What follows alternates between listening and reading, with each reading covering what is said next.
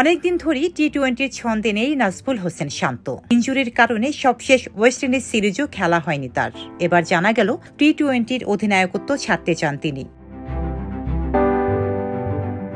গত অক্টোবরে শান্ত বলেছিল কোনো ফরম্যাটেই আর অধিনায়কত্ব করতে চান না তিনি। তবে বিসিবি তখন তাকে অধিনায়কের পদ থেকে সরাতে চায়নি। বিসিবির একটি সূত্র জানায়, এবার শান্ত চূড়ান্তভাবে জানিয়ে দিয়েছে তিনি আর টি-20 দলের নেতৃত্ব দিতে চান না। বিসিবি যদি চায় টেস্ট এবং ওয়ানডে অধিনায়কত্ব চালিয়ে যাবেন। শান্তর এই ইচ্ছায় এবার সম্মতি জানিয়েছে বিসিবিও। গেল বছর 6 মার্চ শ্রীলঙ্কার বিপক্ষে সবশেষ 50 করেছিলেন শান্ত।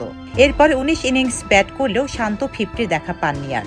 40 ঊর্ধ্ব ইনিংসও আছে হাতে গোনা। সব মিলিয়ে এমন বাজে ফর্মই তাকে এই সিদ্ধান্ত নিতে বাধ্য করেছে।